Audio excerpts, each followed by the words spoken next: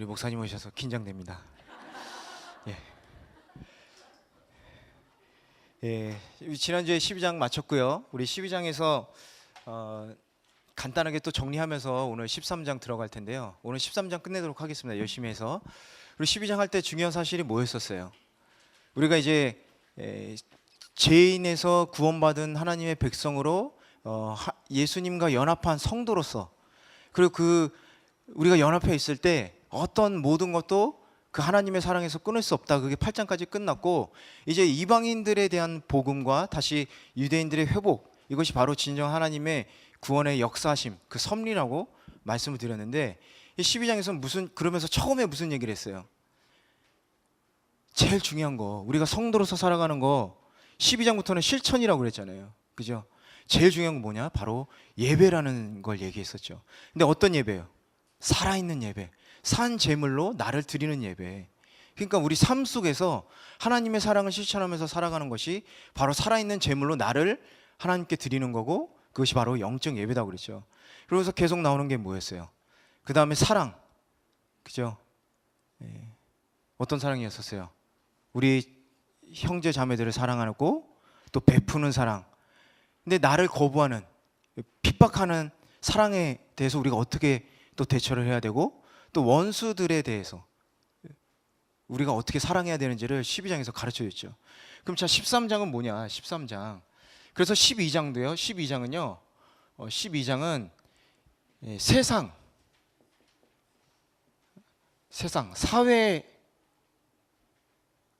사회로 나가는 사랑, 사회로 나가는 성도들의 사랑. 그래서 오늘 13장에서도 똑같은 내용이에요. 그런데 더 크게 나갈 겁니다. 더 크게 나가서, 뭐 크게 얘기한, 더 크게 나니까 대사회라고 하죠. 국가적인 차원으로 나가는 거예요. 이제 바로 무슨 얘기를 하냐면, 우리가 국가에 대해서 어떻게 성도로서 섬겨야 되느냐, 그 얘기를 하게 된 겁니다. 그래서 13장 1절에서 7절까지를 보면 국가에 대한 성도의 자세, 국가에 대한 성도의 자세가 나오고요. 그 다음 8장에서 10절, 8절에서 10절을 보면 이웃에 대한 성도의 자세, 그리고 마지막 11에서 14절까지가 바로 마지막 시대에 대한 성도의 자세에 대해서 이렇게 나옵니다. 그래서 솔직히 앞부분에 대한 내용은 약간 좀 지루한 면도 있을 수가 있어요. 이제 국가에 대한 얘기가 나오기 때문에. 하지만 이 국가에 대한 권위가 어디서 오느냐를 우리가 알아야 된다는 거예요. 바울이 얘기하는 국가에 대한 권위에 대한 순종을 얘기하는데, 그 국가에 대한 권위도 뭐냐? 바로 하나님이 주신다는 거예요. 하나님. 여러분, 국가의 구성 요소를 아시나요? 중학교 때 배우지 않았나요? 국가의 구성 요소 뭐예요? 3대 요소 있죠.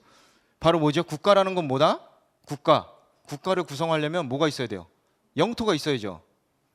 땅이 있어야 되고, 또 제일 먼저, 그럼 이건 첫 번째, 국민. 여러분 말씀하신 거, 국민이 있어야 되고, 또 역시 대단하시네, 주권이 있어야죠. 그 다음 영토가 있어야 되죠. 그죠? 이게 바로 국가라는 건데, 이 국가에 대한 권세를 바로 누가 주셨냐? 바로 하나님이 주셨다는 거예요. 하나님이 권세를 주신 거예요. 그래서 하나님이 우리들이 다스리는 세상을 직접적으로 통치하시는 게 아니라 간접적으로 통치하신다는 거예요. 권위를 부임하셨기 때문에. 그렇기 때문에 간접 통치이지만 권위를 부여하신 거는 하나님이시기 때문에, 우리가 당연히 이 나라에 대한 그 권위에 대해서 따라가야 된다는 거예요. 그거에 대해서 만약에 불복종한다면 어떻게 되는 거예요? 당연히 하나님이 주신 그거에 대해서 불복종하는 게 되는 겁니다. 바울은 그걸 얘기하고 있어요. 근데 왜 이렇게 바울이 얘기를 하게 된 배경이 있는데, 바로 뭐냐면, 유대인이 로마에서 어떤 생활을 했냐 이거죠. 종속돼 있었잖아요. 유대란 나라가 이스라엘이 로마에 종속돼 있었죠. 여러분 잘 아시듯이. 그랬었기 때문에 유대인들이 반발이 아주 심했었단 말이죠. 그러니까 제일 나중에 이제 6절 7절에서 세금 문제가 나오긴 하는데, 납세에 대해서도 유대인들의 생각은 뭐예요? 하나님께 드려야 된다고 생각을 해야 되는데, 하나님께 드려야 되는 건데 로마에다가 돈을 내야 되니까 이게 되게 마음에 안 드는 거죠. 우리 같은 하나님의 택하신 백성이 왜 쟤네한테 이걸 줘야 돼? 불만인 거예요. 하지만 바울은 그러지 말아라는 얘기예요. 그래서 가이사에게 세금을 내야 되는 건 내야 된다는 걸, 그 뒷부분에 나오지만 바로 이 극단적으로 그 열심당처럼 로마 세력에 대해서 극단적으로 이렇게 대항하는 세력들이 있었기 때문에 그거는 좋지 않다라는 거예요. 왜냐하면 첫 번째, 권위를 하나님이 부여하셨기 때문에 그렇고, 그 다음에 믿는 크리스찬이라면 그런 저항을 해서는 안 된다는 거예요. 그렇죠. 뭐 완전한 복종을 해야 되냐, 부당한 일에 대해서도 우리가 복종을 해야 되냐, 그런 얘기는 아니에요. 그거는 설명을 해드리겠습니다. 어쨌든 이런 부분들을 바울은 이 말씀을 통해서도 알려주고 있는 거죠. 그래서 먼저 1절에서 2절을 한번 같이 보도록 하겠습니다. 1절 2절 함께 읽겠습니다. 시작. 각 사람은 위에 있는 권세들에게 복종하라. 권세는 하나님으로부터 나지 않음이 없나니 모든 권세는 다 하나님께서 정하신 바라. 그러므로 권세를 거스리는 자는 하나님의 명을 거스름이니 거스르는 자들은 심판을 자취하리라. 그러니까 거스르지 말라, 쉽게 말하면 거스르지 말라는 얘기죠. 복종해라. 하나님으로부터 나지 않은 권세가 없다라고 지금 얘기하고 있죠. 그렇죠? 국가가 이렇게 이 조건을 가지고, 국민과 영토와 주권을 가지고 국가라는 게 성립됐어요. 근데 국가에는 누가 있어야 돼요? 통치자가 있어야 되잖아요. 통치자가. 그 통치자가 있는데 그 통치자에게 주어진 권세가 하나님으로 나지 않으면 날 수가 없다라는 얘기를 지금 바울은 하고 있는 겁니다. 그렇기 때문에 뭐 대통령이 대통령이 됐다고 해서 자기 마음대로 막 다 할 수는 없잖아요. 국민들의 눈치를 좀 보잖아요. 우리들의 선출로 이렇게 우리가 뽑은 대통령이고 왕이지만, 그렇다고 해서 우리들에게 의해서 그 힘이 났다는 건 아니라는 거예요. 바로 하나님이 그 권위를 주셨기 때문에. 그래서 권세는 하나님께로 나지 않음이 없다. 바로 이렇게 얘기하는 거예요. 다니엘서 4장 17절에 보면요, 또 이렇게 써 있어요. 지극히 높으신 자가 인간 나라를 다스리며. 이게 무슨 얘기예요? 지극히 높으신 자가, 하나님을 얘기하는 거잖아요. 하나님이 인간 나라를 다스린다는 거예요. 그래서 그 통치를 인간에게 부여하셨다라는 겁니다. 다만 직접적이 아니라 지금 말한 것처럼 간접적인 통치를 하고 계신다는 거죠. 그래서 통치자들은요, 겸손해야 됩니다. 왜냐하면 인물이 잘나서 똑똑해서 뭔가 이렇게 권력이 뭐라고 해야 되죠? 정치를 잘하고 이런 능력이기 때문에 주어진 게 아니라는 거예요. 하나님께서 그 권세를 허락하셨다는 겁니다. 그럼 어떻게 해야 돼요? 당연히 하나님을 바라봐야 되는 거예요. 하나님을. 그리고 세상을 다스릴 때 어떻게 다스려야 돼요? 나라를 다스릴 때. 그럼 그 권세를 위임하신 분이 하나님이면 나라를 다스릴 때 어떻게 다스려야 돼요? 당연히 하나님의 뜻에 맞게 다스려야죠. 다윗 시대를 보세요. 그게 바로 하나님 뜻에 맞게 다스리는 거잖아요. 근데 그렇지 않게 될 때가 문제가 되는 겁니다. 그렇게 되지 않을 때. 하나님의 마음으로 이 나라의 대표들, 하나님의 마음으로 국가를 다스려야 된다는 거예요. 그럼 하나님의 마음은 뭘까요? 선을 가까이 하고 악을 멀리 해야죠. 그렇죠? 그리고 또 자신의 권세를 이용해서 자신의 욕구를 채우려고 하면 당연히 안 되겠죠. 당연한 겁니다. 그래서 하나님을 인정해야 되고 하나님의 그 부여하신 권세, 그 섭리에 순종해야 되는 거죠. 리더가, 통치자가 그렇게 따라가야 되는 거예요. 그렇기 때문에 우리 또한 백성인 우리들, 국민인 우리들도 그 권세에, 그 통치자의 권세에 따라가지 않으면, 역으로 얘기하면 하나님이 주신 하나님의 그 간접 통치에 우리가 역행하는 거예요. 통치자도 물론 하나님의 마음으로 다스리지 않으면 역행하게 되는 겁니다. 그래서 우리는 그 권세에, 통치자의 권세에 당연히 순복해야 된다는 거예요. 여러분, 나라의 진정한 통치자는요, 인간이 아니에요. 인간이 아닙니다. 하나님이세요. 하나님이 사람을 세워서 나라를 다스리는 거예요. 그렇기 때문에 이 국가의 통치자나 국민인 우리들도 이 사실을 명심해야 되는 거예요. 그걸 명심할 때 이 국가의 통치자들은 하나님 뜻에 부합한 통치를 할 수 있게 되는 거고, 나라의 백성인 국민인 우리들도 그 권세에 따라서 순종할 수 있게 되는 거예요. 이게 바로 원활한 나라가 되어가는 거죠. 그렇죠? 그럼 3절에서 5절 계속해서 보겠습니다. 3절에서 5절 같이 읽겠습니다. 다스리는 자들은 선한 일에 대하여 두려움이 되지 않고 악한 일에 대하여 되나니 내가 권세를 두려워하지 아니하려느냐. 선을 행하라. 그리하면 그에게 칭찬을 받으리라. 그는 하나님의 사역자가 되어 내게 선을 베푸는 자니라. 그러나 내가 악을 행하거든 두려워하라.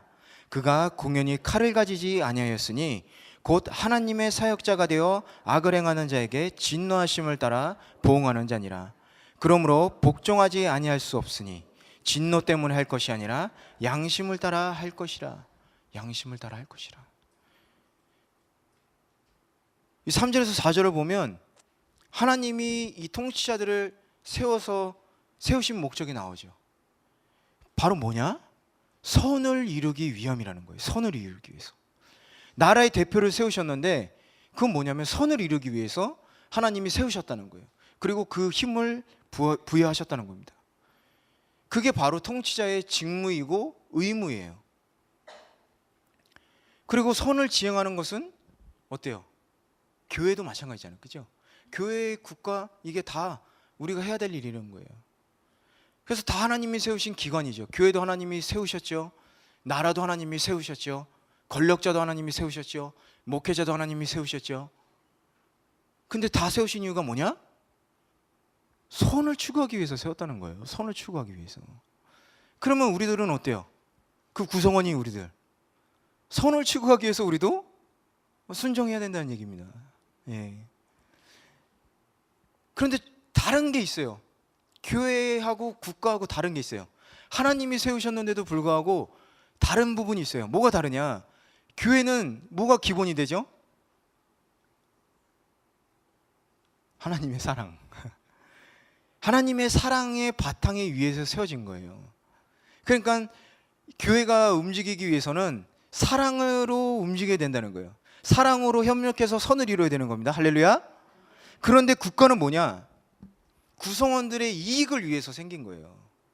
근데 누구 한 사람의 이익이 아니라 구성원 전체의 이익, 공익이죠. 공익. 근데 그거를 추구하기 위해서 뭐가 부여됐냐? 사랑이 아니라 강제적인 힘이 부여가 됐다는 거예요.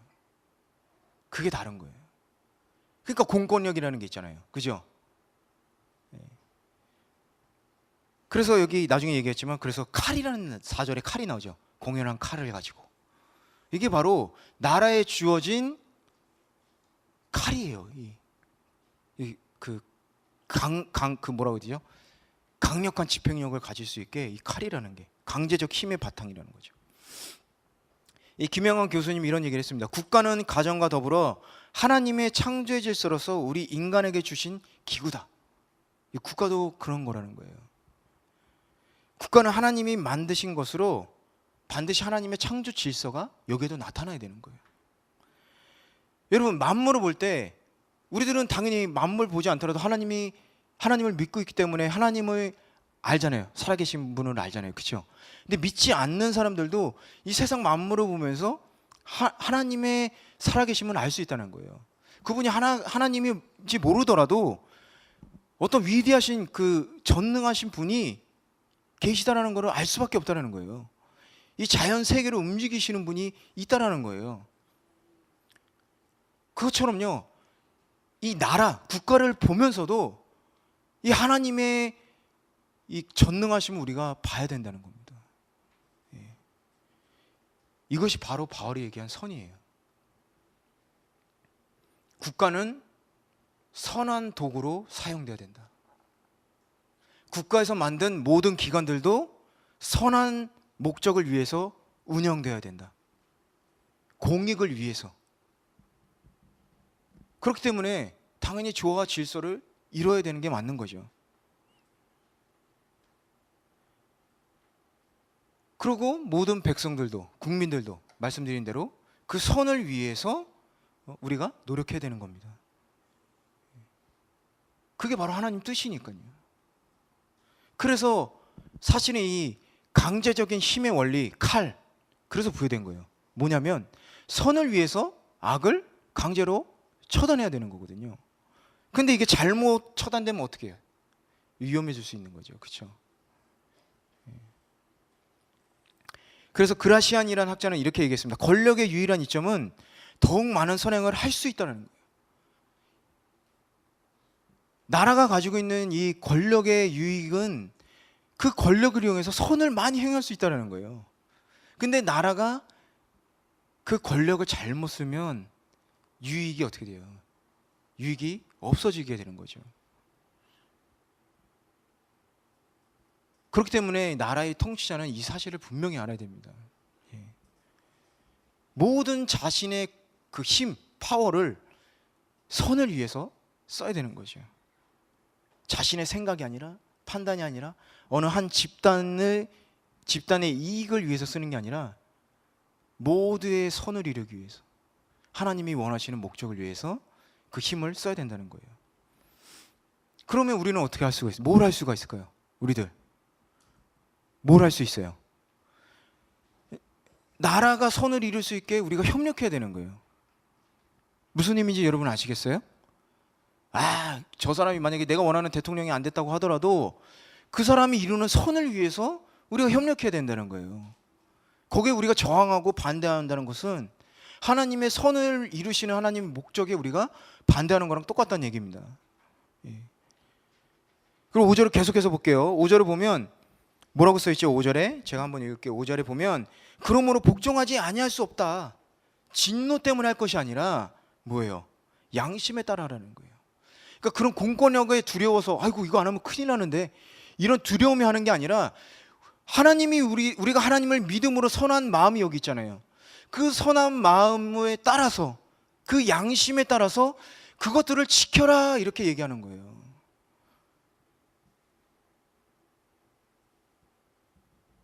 그렇기 때문에 우리가 이 양심에 따라서 이 나라의 통치자의 권세에 우리가 복종해야 된다. 그 얘기를 지금 바울은 하는 겁니다. 이 양심이라는 건요, 이 헬라어로 보면요, 같은 걸 본다라는 뜻이 있어요. 함께 보는 것, 공통적으로 이렇게 인식하는 것, 그게 양심이라는 거예요. 우리가 정해진 게 있잖아요. 사회에서 정해진 거, 도덕, 윤리 많이 있을 거예요. 사회 규범도 있죠. 법규도 있죠. 그것들이요, 물론 올바르지 않은 것들이 있을 수도 있어요. 그런데 우리가 믿는 사람으로서 하나님께서 주신 그 선함에 따라서 그게 바로 양심이라는 거예요. 함께 보는 거예요. 나만 바라보고 어느 한쪽만만 바라보는 게 아니라 함께 보는 것에 따라서 우리가 복종해야 된다. 바울은 그 얘기를 하고 있는 겁니다. 그리고 또 중요한 게 뭐냐면 뭐였죠? 아까 5절에 진노 때문에 할 것이 아니라, 이거 안 하면 뭐 큰일 나, 뭐 감옥에 가, 아니면 뭐 죄를 짓게 돼, 이런 것 때문에 우리가 하는 게 아니라, 지키는 게 아니라 양심의 판단에 맞게 생활을 하라는 얘기예요. 복종뿐만이 아니라 그걸 지키는 데 있어서도 그거에 그 나라의 법이 무서워서가 아니라 양심에 따라서 하라는 얘기입니다.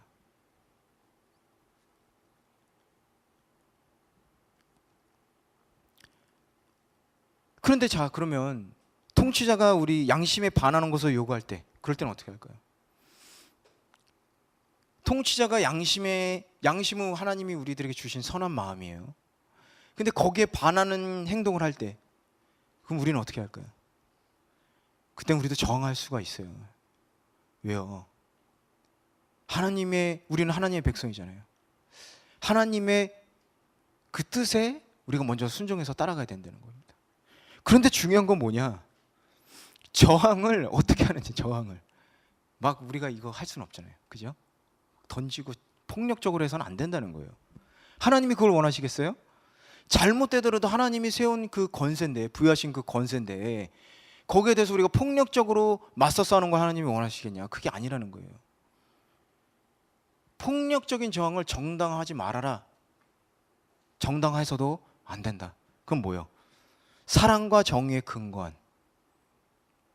사랑과 정의 어렵죠? 어떻게 하라는 거예요 도대체? 우리 선지자들 한번 보세요. 선지자들 한번 보세요.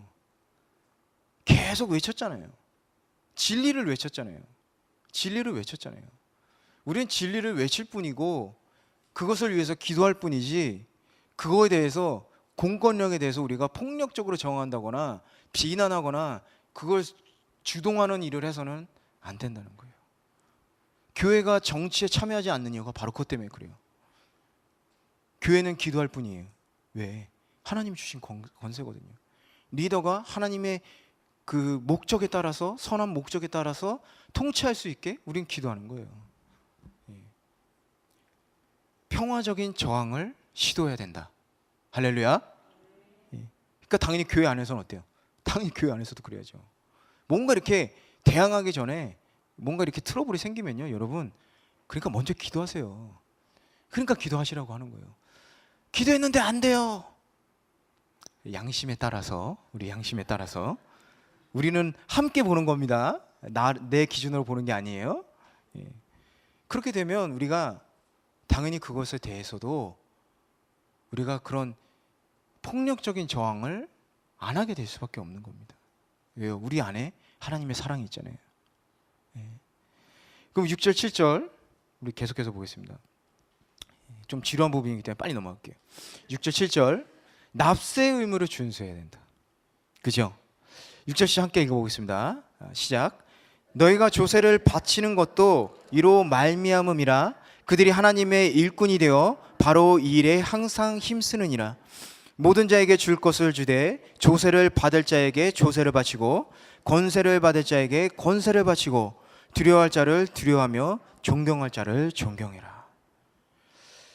6절, 7절은 국가의 권세에 복종함에 있어서 구체적으로 실천해야 될 게 한 가지가 있는데 바로 납세를 해야 된다는 거예요. 납세를. 우리가 하나님의 백성이잖아요. 그죠? 하나님의 백성이죠. 하나님의 백성이라는 것은 무슨 뜻이에요? 나의 왕은 누구다? 주님. 나의 왕은 주님. 할렐루야? 아멘이십니까? 나의 왕은 주님이잖아요. 이 주님 말고요. 여러분, 아멘이 빨리 안 나오니까. 나의 주님이잖아요. 나의 주님, 나의 주님, 나의 주님. 여러분 뭐 하세요? 나의 주님 감사합니다. 감사에 뭘 드려요? 헌금. 물론 이 나라에 우리가 납세를 하는 거는 헌금하고는 달라요. 하지만 하나님의 주권을 우리가 인정하니까 드리는 거잖아요. 이런 경제적인 부가 있습니다. 내가 오늘 하루 먹을 수 있어서 이렇게 살아가는 것은 하나님이 주신 은혜입니다. 그게 바로 헌금이잖아요. 그렇죠? 그게 11조잖아요. 나라의 납세라는 거는 나라가 주권을 가지고 있다는 걸 인정하는 거예요. 그러면서 뭐예요?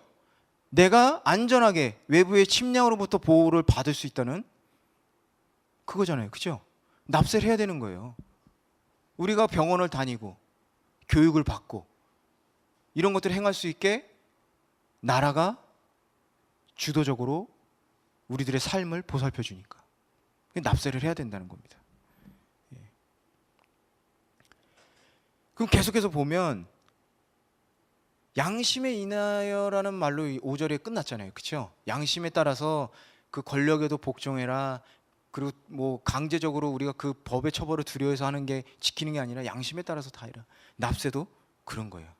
권세자들이 칼이 무서워서가 아니라 납세 의무를 지키는 게 아니라 의무를 회피하고 그걸 어떻게 좀 이렇게 살살살살 구멍을 뚫어가지고 그러는 게 아니라 성도는요 자발적으로 납세 의무에 참여를 해야 된다는 겁니다.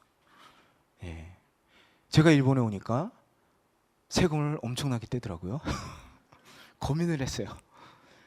덜 내는 건 아니지만 어떻게 해야지 다른 좋은 방법으로 해서 이 세금을 낮출까? 근데 별 방법이 없더라고요. 별 방법은 없었습니다. 아무리 고민해봤지만 한국도 그렇지만 일본도 이렇게 기부를 한다고 해서 이렇게 많이 이렇게 되지는 않아요. 그런데 재밌는 건 뭐냐면 그 뭐라 그러죠? 그 특산물을 사면 여러분 잘 아시죠? 특산물을 사면 그만큼 또 이렇게 공지해 주는 게 또 있더라고요. 그럼 또 재밌는 건 있어요. 모르시는 분은 제가 따로 알려드릴게요. 저한테 오세요. 어쨌든 중요한 건 뭐냐? 자발적으로 이건 반드시 해야 되니까 안 하면은 뭐 처벌받으니까 뭐 신용불량자가 되고 나라의 처벌을 받으니까 이런 것으로 우리가 지키는 게 아니라 이 국가의 주권을 우리가 인정해서 자발적으로 납세 의무를 해야 되는 게 바로 성도들이라는 거예요. 성도들이 납세 안 하고 탈세하고 그러는 건 신앙에 문제가 있다는 겁니다. 당연히 그 주권을 하나님의 주권을 인정하면 나라의 주권도 당연히 인정할 수밖에 없잖아요. 아까 말씀드린 대로 이 유대인 출신들이 이걸 인정을 못한 거예요. 유대인들이 이걸 인정을 못한 거예요. 이 로마에 대해서 반발이 생기는 거죠.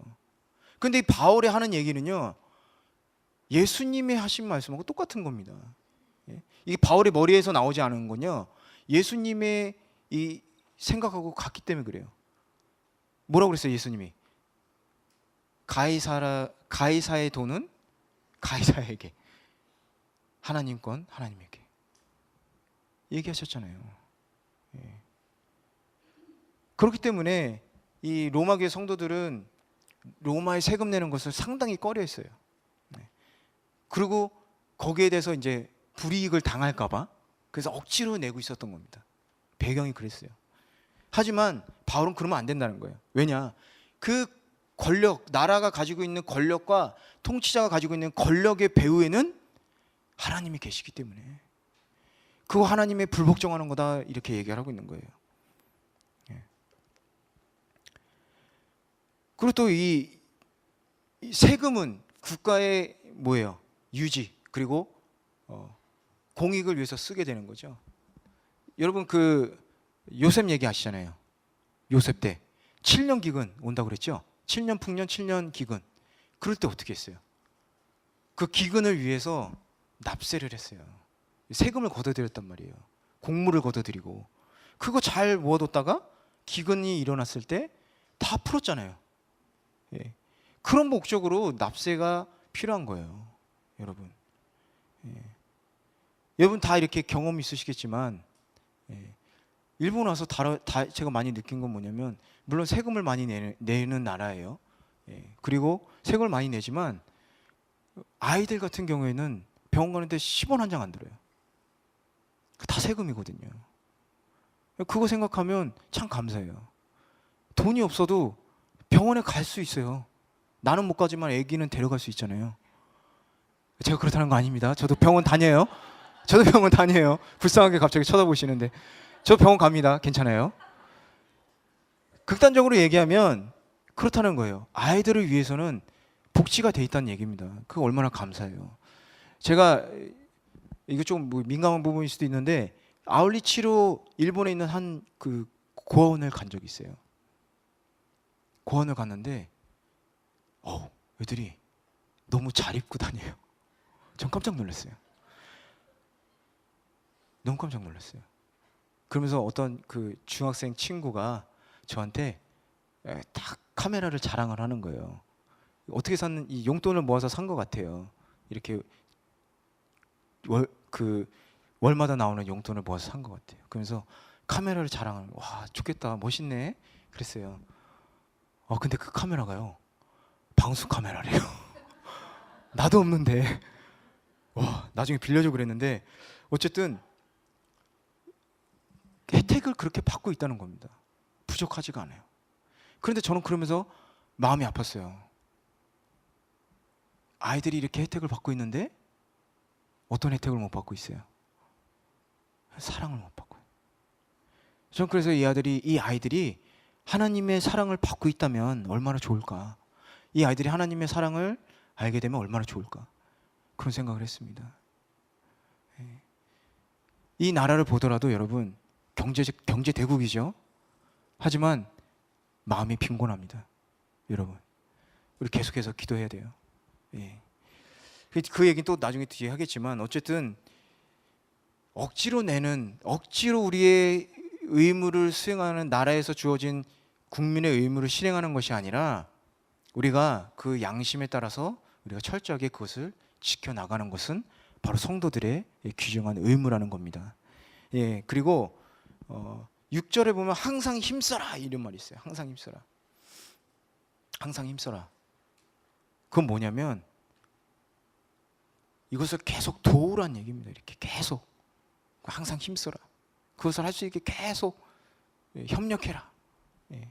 그렇게 될 때 우리도 국가에 대해서 우리도 올바른 그 정당성을 주장할 수 있게 되는 거죠. 세금도 안 내면서 이래라 저래라. 공무원들이 참 불쌍해요. 그죠? 내가 내는 세금으로 니네 밥 먹고 그러면 안 됩니다. 그러면 안 돼요. 그거에 의해서 그렇죠? 그분들의 역할을 하고 국가를 위해서 그분들은 일하고 있기 때문에 우리들이 그런 것을 보면서 그렇게 생각하면 안 됩니다. 여러분 그렇게 생각하신 분도 있을 것 같아요. 왜냐면 저도 그렇게 생각한 적이 있었거든요. 근데 그렇게 생각하는 것이 아니라 우리가 하나님이 주신 이 나라의 권력에 대해서 얼마만큼 인정하고 성실하게 우리의 의무를 다하고 협력해서 나라에 협력해서 선을 이루기 위해서 협력할 때에 우리가 하나님이 이 나라에 부여한 그 국가의 통치에 대해서도 우리가 순종하는 것이 된다. 이것을 여러분 기억하시기 바랍니다. 그래서 이제 국가에 대한 거 좀 지났어요. 이제부터 조금 나은 거 할게요. 덜 지루한 거. 8절에서 10절 한번 읽어보겠습니다. 8절에서 10절 함께 읽겠습니다. 시작. 피차 사랑의 빛 외에는 아무에게든지 아무 빛도 지지 말라. 남을 사랑하는 자는 율법을 다 이루었느니라. 간음하지 말라, 살인하지 말라, 도둑질하지 말라, 탐내지 말라 한 것과 그 외에 다른 계명이 있을지라도 내 이웃을 내 자신과 같이 사랑하라 하신 그 말씀 가운데 다 들었느니라. 사랑은 이웃에게 악을 행하지 아니하나니 그러므로 사랑은 율법의 완성이니라. 이제 국가 권력에 대한 성도의 자세가 나왔고 이제 이웃에 대한 성도의 자세가 나오는데 바로 뭐냐? 사랑의 빛 외에는 아무에게든지 아무 빛도 지지 말아라라는 거예요. 여기서 아무 빛도 지지 말라, 이건요 금전적인 빛을 지지 말라는 의미의 말만은 아니에요. 사람에게 어떤 해도 끼치지 말아라, 이 뜻도 있습니다. 아무 빛도 지지 말아라, 금전적인 것뿐만 아니라 해도 끼치지 말아라, 이 얘기입니다. 어떠한 부담도 주지 말아라. 그래서 공동 번역을 보면 이렇게 써 있어요. 남에게 해야 할 의무를 다 하십시오. 우리가 해야 될 의무가 있다는 거예요. 우리가 해야 될 의무. 그게 바로 뭐냐? 뭐죠? 서로 사랑해라. 그게 우리가 해야 될 의무라는 거예요. 그래서 사랑은 해도 할 수 없죠. 사랑의 끝이 있어요? 나 오늘 여기서부터 요만큼까지만 사랑할게? 그런 게 있나요? 없죠. 사랑은 그게 끝이 없잖아요. 깊이도 계속 어느 정도가지도 모르잖아요. 그렇죠? 그런 것처럼 피차 서로 사랑해라, 이 얘기는요 사랑은 해도 끝이 없기 때문에 계속해서 더욱 사랑해라, 그 얘기예요. 내가 옛날에 사랑했는데 이제 뭐 안 되겠어, 탁 잘라버리잖아요. 우리는 그러지 말란 얘기예요. 그만큼 사랑했는데도 안 돼요? 더 사랑하라는 얘기예요. 그게 바로 성도들의 의무라는 거예요. 또 10절을 보면 사랑은 율법의 완성이라고 그랬죠. 사랑은 율법의 완성이다. 여러분 율법을 한마디로 얘기하면 뭐라고 그랬죠? 사랑인데 그 유명한 얘기 있잖아요. 이웃사랑의 얘기. 예수님이 율법학자에게 뭐라고 그랬어요? 그 율법학자가 10계명을 딱 두 마디로 줄여서 얘기하잖아요. 1절에서 4절 뭐 1절에서 5절로 나누는 경우도 있지만 하나님에 대한 사랑, 그 다음에 이웃 사랑, 이 두 가지로 나눴잖아요. 이 율법학자가 얼마나 똑똑하고 율법 그 10계명 율법을 제대로 알고 있었던 거죠. 예. 율법의 완성은 하나님 사랑, 이웃 사랑이 바로 율법 완성이에요. 그렇기 때문에 우리가 하나님의 말씀을 우리가 따르는 성도들로서 우리가 그 말씀에 따라 사는 사람, 말씀을 지키는 사람, 바로 하나님을 사랑하고 이웃을 사랑하는 사람이라는 겁니다. 이게 바로 하나님의 핵심이에요. 우리들에게 주신 가장 큰 그 계명입니다. 생각해 보세요, 여러분. 하나님을 사랑하지 않고 이웃 사랑할 수 있어요? 하나님을 사랑하는데 이웃을 사랑하지 않을 수가 있어요? 제가 하나님과 나와의 관계에 대해서 얘기할 때 나는 하나님을 사랑해요 이렇게 얘기하면서 이웃을, 다른 형제자매들을 미워하는 사람은 그거는 거짓 신앙이라고 얘기했잖아요. 왜냐? 하나님을 사랑하는 사람은 당연히 그 사랑 때문에 이 여기가 하나님 사랑으로 이렇게 가득 차 있는데 미워할 수가 없는 거예요. 설령 미움이 이 육으로 인해서 생기더라도 우리가 하나님 앞에 다시 나아가면 그 미운 마음이 하나님의 사랑으로 다시 녹아드니까. 그러니까 이거는 당연히 될 수밖에 없는 거예요. 그래서 그런 의미에서도 이 사랑이라는 것은 율법의 기초이고 그리고 완성이기도 합니다.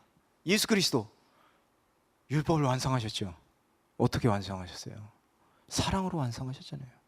그 십자가의 사랑으로 모든 율법을 완성하신 겁니다. 근데 어떻게 했어요? 말로만 하시지 않았잖아요. 실제로 오셔가지고 십자가에 돌아가시고 부활하심으로 그 율법을 완성하신 겁니다.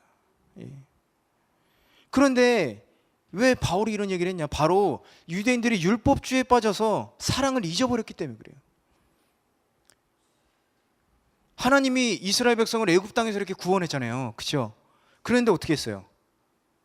그 하나님의 사랑을 잊어버리고 율법 안 지키면 구원은 못 받는구나 이렇게 생각을 했잖아요. 그리고 율법을 그러다 보니까 율법을 지켜야지 구원받는다. 이게 구원의 길이구나. 하나님을 사랑해야 된다는 사실을 잊어버리는 거예요. 그리고 율법 항목 때 보면 이건 해야 된다, 이건 하지 말아야 된다, 막 계속 이런 게 나오잖아요. 그리고 율법 어기면 어때요? 막 손가락질 받았잖아요, 유대인들. 막 비판하고 비난하고.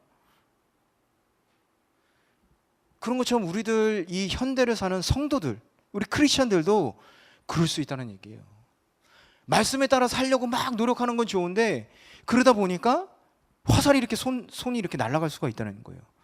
아니 하나님이 분명히 열심히 예배를 드리라고, 저 사람은 아주 그냥 세상에 나가면 세상 사람이야 그러면서 교회면 저렇게 참 가식적이야. 기도를 저 사람은 입으로만 해. 이거 어떻게 알아요 우리가? 별별 얘기가 다 나오는 거예요. 그게 왜 그래요? 처음에는 하나님이 사랑하심을 알고 구원을 받았는데 이제 점점 그게 형식적으로 돼가는 거예요. 그러면 안 된다는 얘기를 하는 겁니다. 왜? 하나님의 사랑이 있어야지만 말씀대로 따라 살아갈 수 있는 거고 그 형식이 안 되는 거예요. 여러분, 이 율법이요, 유대인들의 율법이 우리들 이렇게 보기에도 참 답답하잖아요. 지금도 이스라엘 가면 안식일에 엘리베이터도 안 움직이는 데가 있다고 그러잖아요. 호텔에. 5성급 호텔이래요. 안 된대요. 그 노동이래요. 엘리베이터가 노동하는 거. 근데 그런 거 생각하면서 어때요? 참 답답하고 이렇게 자유를 억압하는 것 같잖아요. 그렇죠? 그런데 여러분 한번 잘 생각해 봅시다. 율법이 어디에서 나왔어요? 율법을 누가 주셨어요? 하나님이 자유를 억압하라고 주신 게 아니잖아요. 죄에서 멀리 떠나라. 나를 사랑하면 이웃도 사랑하게 되고 그렇게 되면 이것도 지키게 되고, 하나님은 그걸 가르치기 위해서 첫 번째 하나님을 사랑하는 율법을 처음부터 계속 가르쳐 주신 거예요. 그 사랑하는 마음이 있으면 일을 하는 게 나쁜 게 아니라, 사람을 고치는 게 나쁜 게 아니라, 그때 먼저 하나님 나한테 와서 예배드리지 않겠냐, 그 얘기를 한 건데 이 사람들이 율법을 이해를 못한 거죠. 그러니까 그걸 자꾸 형식적으로 지키는 거죠. 율법에는요 아무런 문제가 없어요. 그 문제는 뭐냐, 바로 사람이라는 거예요. 사람이 문제인 거예요. 유대인들의 그 신앙을, 자기의 신앙을 뽐내고 싶어하는 오만함, 이런 것들이 신앙, 그 율법 안에서 하나님의 사랑과 관계에서 멀어지게 되는, 그렇게 된 겁니다. 사랑 없이 율법만 강조해봐야 여러분 그냥 이렇게 평행선이 되는 거예요. 영원히 만나지 않아요. 우리가 기독교라고 하지만 크리스천으로서 이 세상을 살아갈 때 하나님의 사랑을 없이 우리가 말씀 해봐야 절대 이게 이루어지지 않아요. 선을 이룰 수가 없어요. 하나님의 사랑 안에서 우리가 말씀을 지킬 때 그 사랑이 실현되는 거예요. 나타나는 거예요. 참 안타깝죠, 유대인들이. 그러니까 예수님이 어땠어요? 그 유대인들을 보면서, 바리새인들 보면서 외칠 수밖에 없는 거죠. 외칠 수밖에 없었던 거죠. 그리고 우리도 어떻게 해요?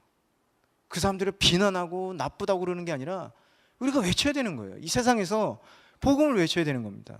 국가의 권력이 잘못됐다고 비난하고 비판하고 나는 안 해, 이게 아니라, 그런 식으로 막 저항을 하는 게 아니라 우리가 외치는 저항을 해야 됩니다. 시위를 하라는 게 아니에요. 복음을 전해야 되는 거예요. 그들이 올바른 복음을 알고 진리를 안다면 그렇게 할 수가 없겠죠. 그들 마음속에 하나님의 사랑과 진리가, 선한 마음이, 양심이 있다면 그렇게 안 하겠죠. 그러니까 우리는 복음을 전해야 되는 겁니다. 그 복음을 전할 때 그럼 어떻게 전해야 돼요? 사랑의 마음을, 하나님의 사랑으로 복음을 전해야 되겠죠. 예수 천당 불신족, 아이고 무섭습니다. 그죠? 그게 아니라 하나님만 사랑이십니다.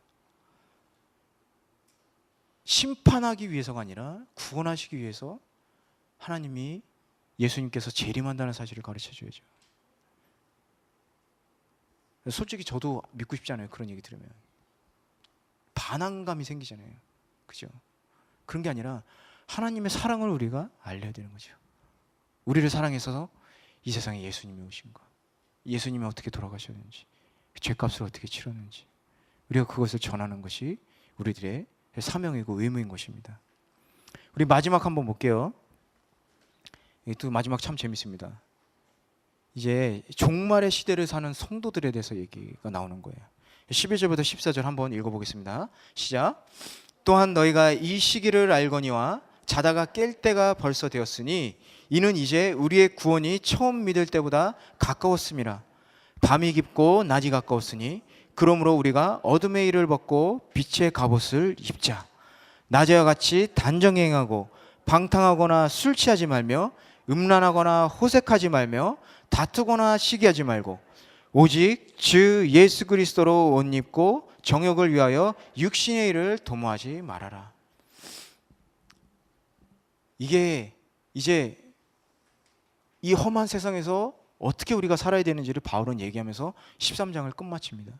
그리고 다음 주와 14장에서는요, 이제 교회에서 성도들의 해야 될 자세, 의무, 이런 것들에 대해서 나옵니다. 어쨌든 바울이 이렇게 종말의 시대를 사는 성도들의 자세에 대해서 이렇게 얘기하는데 왜 갑자기 이 얘기를 했냐? 국가의 권세에 대한 성도의 자세, 그 다음 이웃에 대한 성도의 자세, 이렇게 얘기했죠. 그러면서 그 성도의 자세가 바람직한 모습을 보이기 위해서, 그것들을 행하는 성도들의 바람직한 모습을 보이기 위해서는 우리가 이 종말의 시기에 임박했기 때문에 정말 정신 차려야 된다는 얘기를 하는 거예요. 정신 차려야 된다고. 예. 우리는 이 나라에 살고 있는 국민이지만 우리는 어느 나라에 있는 백성이에요? 일본? 그러니까 우리는 제가 일본에 살고 있는 사람들이지만 우리는 어느 시민? 그쵸? 한국 시민이 아니라 천국 시민? 너무 어려운 걸 우리 맞네요. 우리 선택권이 좀 3개가 있었네요. 그죠? 우리는 천국 시민이잖아요. 그죠? 천국 시민으로서 이 땅에서도 우리가 살아가야 되는 얘기를 바울은 하고 있는 겁니다. 그리스도인으로서 이 세상에서 윤리를 지켜나가는 것, 그게 바로 천국 시민이라는 얘기를 하는 거예요. 우리 11절을 보면요, 너희가 이 시기를 알거니와 이렇게 써 있어요. 이 시기라는 건 무슨 얘기냐면 하나님이 정하신 때라는 거예요. 이 원어 자체를 보면 카이로스라는 말에서부터 이렇게 만들어진 시기라는 뜻이에요. 카이로스라는 하나님의 때라는 뜻이에요. 그러니까 쉽게 얘기하면 하나님의 그 영적인 그 하나님의 정하신 때라는 뜻이죠. 근데 우리가 이 시기를 안다는 거예요. 하나님이 정하신 때인 거, 지금이 하나님이 정하신 때인 거를 우리가 안다는 거예요. 그때가 어떤 때냐? 세상이 혼탁해지고 이제 예수님이 재림하실 때라는 거죠. 언제 재림하실지는 우리는 모르죠. 그거는 알 수가 없어요. 예수님에게도 말씀 안 하셨기 때문에. 예수님도 그렇게 얘기하셨어요. 어쨌든 지금 이 시기가 알거니와라는 것은 이제 하나님이 정하신 때를 우리가 알아간다는 거예요. 우리 막 그냥 농담처럼 이제 예수님 오신 날이 얼마 안 남아서 막 이런 식으로 얘기하잖아요.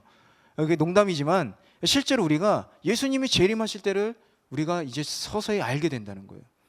이방인의 구원들을 얘기할 때 뭐라고 얘기했어요? 복음이 계속 서쪽으로 향하고 있다고 그랬잖아요.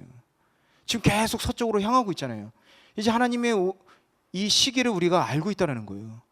구원의 시기를 우리가 알고 있다는 거예요. 그렇기 때문에 이 시기를 우리가 알거니와. 그리고 또 뭐라고 그래요? 자다가 깰 때가 벌써 되었다 그러죠. 자다가 깰 때가. 이 때라는 것은 이 고전 헬라어 문헌에서 2가지 의미를 쓰는데, 하나는 이렇게 수확할 때, 수확할 때, 이런 추수의 의미가 있고요. 그리고 또 심판의 때라는 이 종말론적인 뜻도 있어요. 또 하나는 뭐가 있냐면 뭐 이렇게 결혼할 때, 뭐 씨를 뿌리는 때, 뭐 이렇게 많이 사용됩니다. 그런데 중요한 건 뭐냐면 바울이 종말론적 입장, 심판의 때의 의미로 이 때라는 걸 썼다라는 거예요. 그 종말의 때, 심판의 때는 뭐예요? 바로 예수 그리스도가 재림하는 때잖아요. 근데 아무도 알지 못하잖아요. 아까 말씀드린 대로 아무도 알지 못해요. 그 권한은 예수님도 모르신다고 얘기했죠. 예수님은 아들인 자기에게 주셔도 감추어진 상태라고 말씀하셨어요. 마태복음 24장 보면 나는 그때를 모른다 이렇게 얘기했어요. 어쨌든 그때를 우리가 모르기 때문에 뭐라고 그래요? 깨어서 준비해야 된다. 깨어서 준비해야 된다. 깨어서 준비해야 된다. 그래서 우리가 아까도 말씀드렸듯이 복음이 지금 계속 서쪽으로 이동하고 있는 것들, 그리고 이런 사회 현상들, 점점 세상은 타락하게 가지만 신실한 믿음을 가진 크리스천들이 또 계속 일어나고 있죠. 그리고 또 어때요? 서쪽으로 이동하면서 이슬람이 지금 믿기 시작하잖아요. 그들이 믿고 있잖아요. 개종하잖아요. 계속 믿는 자들이 계속 생겨나는 거잖아요. 뭐예요? 바로 이 하나님, 예수님이 재림할 때가 가까워지고 있다는 거죠. 그래서 우리가 그때를 깨어서 있어서 준비해야 된다는 거예요. 깨어서. 근데 이 깨어서 있는 건요, 단순하게 그냥 이렇게 영적인 상태를 말하지는 않아요. 우리 여러분 그렇게 생각했죠. 영적으로 우리가 깨어 있어야 된다. 뭐 기도도 해야 되고 뭐 이렇게 생각하잖아요. 물론 그거 맞습니다. 근데 여기서 얘기하는 건요, 뒤에 13절의 문맥이 있기 때문에 문맥상 이렇게 생각할 수가 있어요. 어떻게 생각할 수 있냐면, 이 세상에 그러니까 우리는 예수님을 믿고 다시 태어났잖아요. 구원받았기 때문에 새로운 피조물이라고 그랬잖아요. 예수님을 믿고 거듭난 피조물이라고 그랬잖아요. 고린도전서에 써 있잖아요. 고린도후서구나. 고린도후서 5장에 써 있잖아요. 우리는 새로운 피조물이라고 그랬잖아요. 주님 안에서 새로운 피조물이라고 그랬잖아요. 그건 뭐냐면 다시 잠들지 말아라. 세상 것에 묻히지 말아라. 이 얘기를 하는 겁니다. 13절에 그 문맥상 그렇게 이해할 수가 있어요. 우리가 그렇기 때문에 벗어버려야 되는 거예요. 낡은 옷을 벗어버리는 거예요. 잠에서 깨어나듯이 이렇게 일어나듯이 낡은 옷을 벗어버리고 새 옷을 입어야 되는 거예요. 할렐루야. 성경에서는요, 세상하고 벗된 것은 죄악이라고 그랬어요. 야고보서 4장 4절. 세상하고 벗된 것은 죄악이라고 그랬어요. 잠에서 깨어듯이 세상에서부터 우리가 이제 일어나야 된다는 거예요. 벗어버리고. 왜냐? 세상 것은 아버지 사랑 안에 속해 있지 않기 때문에 그래요. 하나님의 사랑 안에 속해 있지 않기 때문에 그래요. 그래서 우리는 취할 것은 취하고 버릴 것은 과감히 버려야 되는데 잘 안 되죠. 취할 것은 계속 취하고 싶죠. 과감히 버려야 될 건 못 버리고. 그 우리의 육신의 때가 우리가 아직 육신에 있기 때문에 그래요. 하지만 말씀드린 대로 뭐냐? 우리는 구원받은 백성으로서 이제는 육신의 지배를 받지 않기 때문에 과감하게 그것을 뭐예요? 거부해야 된다 그랬어요. 거부해야 된다. 우리 예전에 예수님을 믿기 전에 그런 세속적인 생활들 다 예수님의 이름으로 떨쳐버려야 된다고 그랬잖아요. 우리 그래 한번 선포기도 한번 했잖아요. 그죠? 그런 정욕의 마음이 들면 예수님의 이름으로 명하니 떠나가거라. 정욕은 떠나가거라. 근심 떠나가거라. 왜요? 예수님, 우리가 하나님 안에 거하는 것은 평안이에요. 평안. 그 근심은 어디서 생겨요? 하나님이 주실 마음이 아니잖아요. 나쁜 거잖아요. 떨쳐버려야죠. 예수님의 이름으로. 할렐루야. 주님, 이주님 떠나보내세요. 여러분, 예? 그거 다 세상적인 거예요. 여러분 안에 하나님이 계시잖아요. 우리 안에 성령님 계시잖아요. 성령님은 어떤 영이에요? 거룩한 영이잖아요. 거룩한 게 들어와 있는데 왜 거룩하지 않은 게 자꾸 들어가요?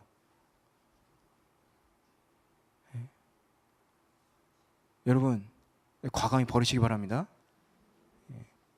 깨어나라는 거예요. 깨어나라고. 이제는 구원이 가까웠기 때문에. 이제는 구원에 가까웠다.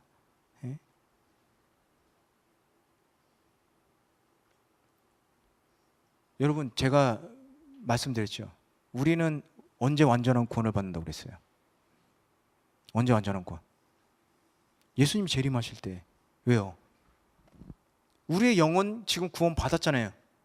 하늘나라 보좌 앞에 있잖아요. 예수 안에 감춰져서 하늘에 예수님이 하나님의 오른편에 앉아 계시니까, 그 보좌 앞에 옆에 오른쪽에 앉아 계시니까 그 감춰진 우리의 영이 예수님하고 있으니까 구원 받았다고 그랬잖아요. 믿음으로. 근데 문제는 뭐예요? 완전한 구원은 육의 구원도 있어야 된다고 그랬잖아요. 아, 왜 또 새로 듣는 것처럼 그렇게 얼굴을. 제가 고린도전서 15장 후반절 제가 읽어드리면서 말씀을 드렸는데 뭐라고 그랬어요? 육이 죽어야지 육이 하나님께서 하나님의 뜻대로 새로운 몸을 우리에게 주신다고 그랬잖아요. 그럴 때 완전한 구원이 이루어진다고 그랬잖아요. 그래서 우리가 이 세상에 살아가는 건 뭐다? 성도로서 성화되어가는 삶을 사는 거라고 그랬잖아요. 그렇기 때문에 구원이라는 것은 예수님이 재림하실 때 우리에게 완전한 구원이 이루어지는 겁니다. 우리는 그 날을 소망하면서 기다리는 거예요. 그런데 그 완전한 구원, 완전한 육체를 하나님께서 우리에게 어떤 육체를 주실지 모르잖아요. 예? 씨를 뿌려서 바울이 설명했잖아요. 씨를 뿌려서 씨가 죽고 그 안에서 줄기가 나오고 잎사귀가 나오고 열매가 맺는데 어떤 열매가 나올지 우리는 알 수 없듯이 하나님이 그 심으신 뜻대로 그 주시는 형상대로 우리는 부활하게 될 것이다. 근데 그 완전한 몸이 어떤 몸이냐? 완전한 몸을, 그 새로운 부활의 몸을 주셨는데 어때요? 병 안 걸리잖아요. 안 아프다는 얘기예요. 그런 몸에서 완전한 우리가 몸을 가지고 하늘나라에서 살 수 있다는 거예요. 얼마나 행복해요. 제가 지금 이상한 얘기하는 거 아니에요? 성경에 써 있어요. 전 성경에 있는 얘기만 합니다. 그래서 여러분 12절을 보면 뭐라고 써 있어요? 빛의 갑옷을 입자. 이 구원의 때, 이제 마지막 때에 가면서 빛의 갑옷을 입자 이렇게 얘기하는 거예요. 여러분, 갑옷 언제 입어요? 갑옷 언제 입어요? 싸울 때 입죠? 싸울 때 입잖아요. 지금 우리가 싸우고 있다고 제가 몇 번 얘기 드렸어요. 우리는 지금 어떤 상태에 있다? 영적 전쟁. 그렇죠. 전쟁이 있으니까 우리는 어때요? 갑옷 입어야 되잖아요. 갑옷을 입어야 되는 거예요. 여러분 전쟁 났어요. 뭐 먼저 집에 도둑 들었어요. 뭐 먼저 찾아요? 몽둥이 찾잖아요. 뭐 때릴 거, 그죠? 던질 거. 지금 우리가 전쟁 중에 있으면 어때요? 갑옷을 입어야 되잖아요. 무기를 들어야 되고 그런 겁니다. 빛의 갑옷을 입으라는 거예요. 우리는 빛의 갑옷을 입어야 되는 겁니다. 근데 우리가 지금 영적 전쟁이라고 그랬죠. 이제 구체적으로 아까 그 맥락에서 보면 잠에서 깨어나는 것도 맥락이 있었지만 어떤 전투 상태에 있어요. 13절. 방탕함과 술 취함, 음란과 호색, 쟁투와 시기. 지금 우리 이런 전투를 하고 있다는 얘기예요, 여러분. 죄악과의 전투를 우리가 하고 있다는 겁니다. 여러분 아닌 것 같지만 여러분들 그거 계속 노출되어 있는 거예요, 여러분. 에베소 6장 12절 말씀대로 우리의 씨름은 혈과 육에 대한 것이 아니라 악한 영들에 대한 거예요. 여러분 그때 당시 로마를 한번 생각해 보세요. 로마 대제국이에요. 로마가 이 세상 다 통치할 거라고 생각했어요, 그때. 경제적인 부, 군사력 다 있었잖아요. 그러면서 어땠어요? 얼마나 타락했습니까? 술 마시고 방탕하고 거기 사우나 혼탕이에요, 그거, 여러분. 그 퇴폐적으로 계속 빠져드는 거예요. 우리 일본을 보세요. 여기 가부키조 있잖아요. 한국도 보세요. 경제적으로 계속 성장해서 우리나라가 어때요? 얼마나 퇴폐적입니까? 얼마나 음란합니까? 저는 무서워서 요즘엔 네이버를 못 보겠어요. 초등학생이 어떤 글을 올리는지 여러분 상상이 가세요? 진짜 뭐 참에 입에 담지 못할 말을. 잘 먹고 잘 살면 뭐하냐고요. 세상이 그렇게 되는데. 여러분 아이들이 신앙이 있다고 안심하시면 안 돼요. 그러니까 전도해야 되는 거예요. 여러분 그 친구의 친구들 다 전도하라고. 가족을 전도해야 돼요, 요즘에는. 아이만 전도하면 뭐예요? 부모가 못 가게 하고. 그럼 부모만 전도하면 뭐예요? 남편만 전도하면 와이프가 못 가요. 가족 전도해야 돼요, 가족 전도. 왜? 그래야지 아이들까지도 구원받는 거예요. 그래야지 우리 아이들이 안심하고 다닐 수 있는 거예요. 이게 얼마나 무서운 세상인데요, 여러분. 여러분 긴장 늦추시지 마세요. 여러분 아이는 괜찮을 거라고 그러지 마세요. 물론 아이는 우리가 기도로 키우는 거죠. 하나님이 돌봐주시고요. 그런 문제가 아니에요. 악한 세상이에요, 악한 세상. 우리 아이들만 보호받고 잘 되는 게 아니라 다른 아이들은 어떻게 할 거냐고요. 예? 그러니까 우리는 지금 전투가 끝난 게 아니라니까요. 지금 계속 전투 중이에요. 그런 죄악들하고. 여러분. 그렇기 때문에 우리는 우리를 보호해야 되는 겁니다. 우리 자녀들도 보호해야 되고. 빛의 갑옷으로. 여러분 빛의 갑옷 어떤 갑옷이에요? 빛의 갑옷 어떤 갑옷이에요? 반짝반짝? 진리의 허리띠. 할렐루야. 의의 흉배. 성령의 검. 또 뭐 있어요? 구원의 투구. 또 뭐 있어요? 믿음의 방패. 평화의 신. 이게 바로 빛의 갑옷이에요, 빛의 갑옷. 우리가 그걸로 무장해야 되는 거예요. 근데 여러분 한번 생각해 보세요. 여러분이 집에 전쟁을 대비한 막 이런 거 사놨어요. 갑자기 쓸 수 있어요? 없잖아요. 우리가 항상 그러니까 이거를 갑옷을 입고 훈련을 해야 되는 겁니다. 진리의 허리띠 말씀 읽고 성령의 검 기도하면서 구원의 투구 믿음의 방패 항상 하나님을 생각하면서 의의 흉배 평화의 신 사랑 이런 것들이 매일매일 있어야 되는 거예요. 그래야지 그게 전쟁이 우리가 이렇게 작은 교섭 전쟁이지만 이제 큰 전쟁이 나더라도 그거 올바로 싸울 수 있잖아요. 그렇잖아요. 다윗이 여러분 골리앗하고 싸울 때 사울이 그래? 그럼 너라도 일단 싸워봐. 일로 와봐. 그러면서 어떻게 했어요? 자기 칼하고 투구 씌우고 갑옷 입혔죠. 안 맞았어요. 그 사울 거라. 소년 다윗이잖아요. 안 맞아요. 걸어보니까 이게 덜렁덜렁거리고 뭐 어떻게 했어요? 저 그냥 각개으로 다 벗었잖아요. 그래서 어때요? 자기가 할 수 있는 거 항상 지었던 거 지팡이하고 물맷돌 5개.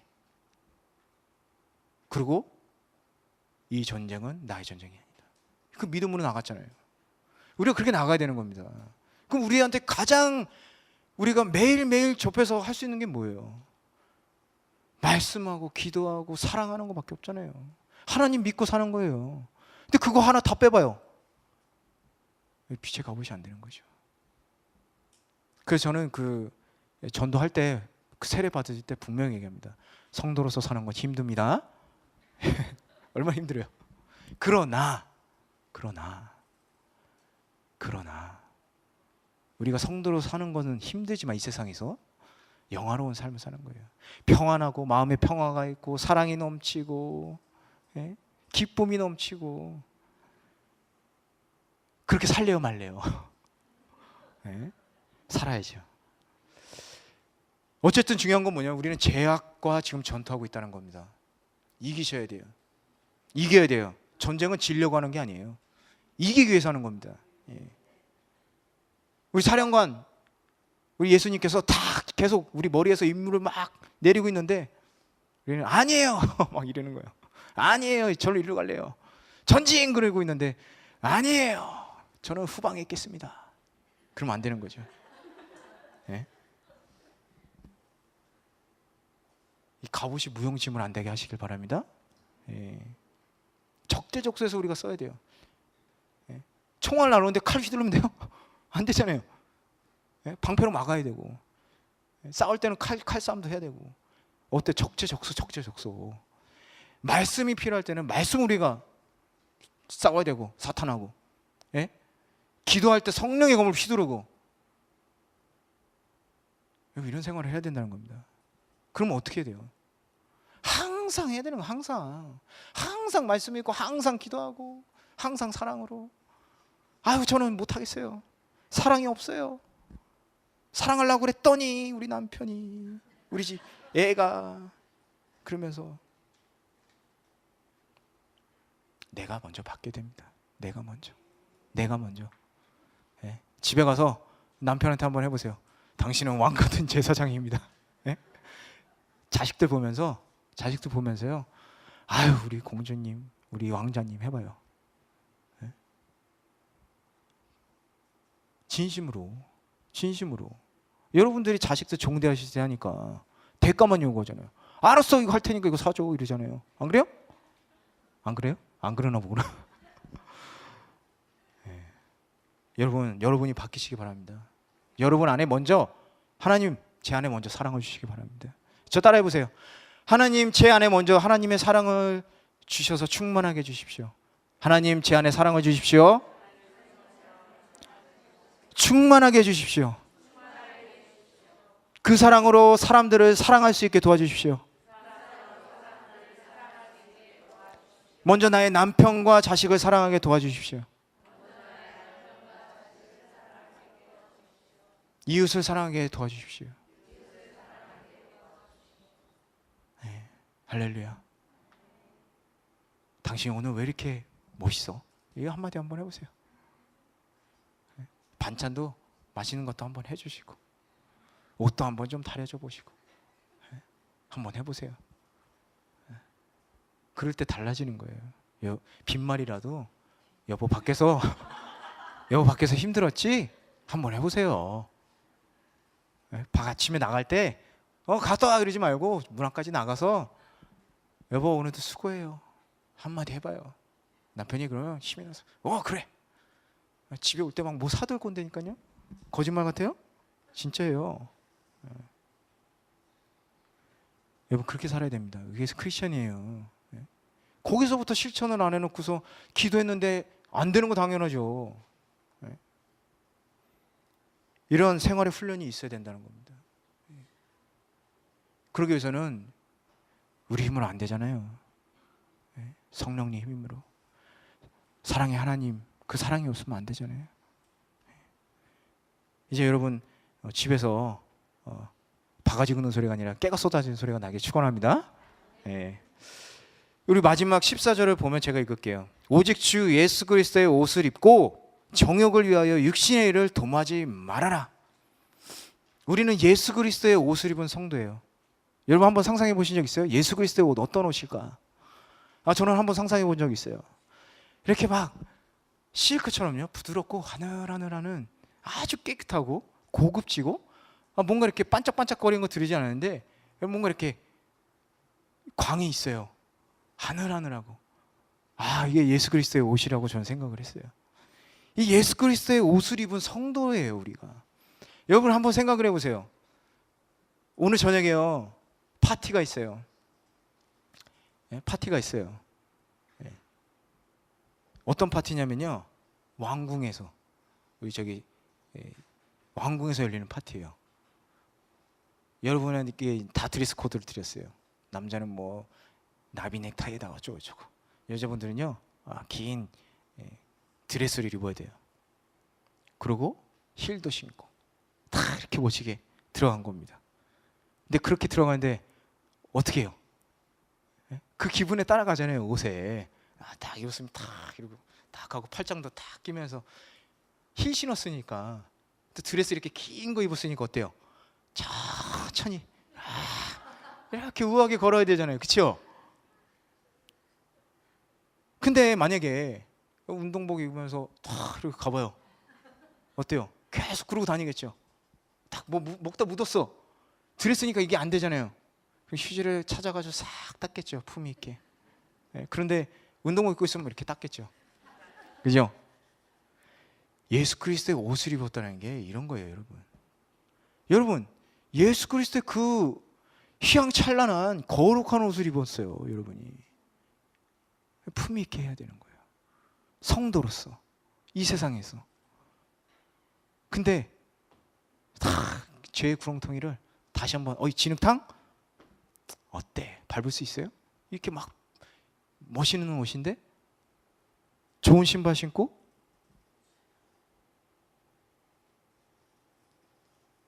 죄에 대하여 죽은 우리가 어찌 그렇게 살려? 로마서 6장에서 그랬잖아요. 죄에 대해서 죽은 우리가, 이제 우리가 죄인이 아니라 이제는 거룩한 하나님의 옷을 입은 우리가 어떻게 또 그렇게 살겠느냐. 6장에서 그랬잖아요. 예수 그리스도의 옷을 입은 자가 어떻게 그렇게 세속적으로 또 살겠어요. 바울은 그 얘기하고 있는 겁니다. 그렇기 때문에 이 바울의 가르침을 여러분 오늘 기억하시고 그냥 이렇게 듣고 끝내시면 안 돼요. 반드시 여러분 실천하시기 바랍니다. 집에부터, 가정에서부터 실천해서 여러분 사회에서, 여러분 각자의 자리에서 이렇게 실천하시면서 나는 그리스도의 옷을 입은 품 있는 사람이야. 그리고 또 때가 되면 탁 아이언맨이 슈트를 탁 입듯이 빛의 겁을 확 꺼내가지고, 슈퍼맨이 이렇게 탁 옷 갈아입듯이 딱 꺼내가지고 공격이면 믿음의 방법을 탁 먹어버리고, 그다음 칼로 확 성령의 검으로 이렇게 우리가 싸워야 되는 겁니다. 할렐루야. 그런 성도 되시길 주님으로 축원합니다. 기도하시겠습니다. 주오신 하나님 감사합니다. 저희들이 성도로서 이 세상에서 살아가기 위해서는 저희들이 개개인을 위한 삶이 아니라 이 나라에서 생활하는, 국민으로서 생활하는 것도 하나님의 놀라운 뜻이, 그 구원의 목적과 섭리, 그 선한 목적이 있음을 깨달았습니다. 이제 저희가 나라를 위해서 협력하지 못했던 부분, 그리고 자기의 의무를 다하지 못했던 부분들, 앞으로는 열심히 그 책임을 다하고 의무를 다하겠습니다. 주님, 이제껏 못했던 부분도 용서해 주시고 앞으로도 그 나라의 통치자의 권위에 순종하는 주님의 놀라운, 주님의 사랑하는 성도 될 수 있도록 축복하여 주시옵소서. 또한 이 시기가 하나님이 정하신 시기인 줄 믿습니다. 아버지 하나님, 저희들이 이 험한 시기를 살아갈 때에 정말 빛의 갑옷을 입고 정말 진리의 허리띠와, 그리고 의의 흉부, 그리고 믿음의 방패와 구원의 투구와 평화의 신을 신고 성령의 검으로 이 험한 악한 세상에서 우리가 죄짓지 않고 살아갈 수 있도록, 이 죄악들과 우리가 싸워서 이길 수 있도록 주님께서 인도해 주시고 축복하여 주시옵소서. 우리가 정말 예수 그리스도의 거룩한 옷을 입은 성도라는 그 사실을 깨닫고 언제나 그 예수 그리스도의 향기를 뿜어내는 주님의 백성이 될 수 있도록, 이 세상에서 살아갈 수 있도록 주님 축복하여 주시옵소서. 감사드리고 예수님의 이름으로 기도드렸습니다. 아멘.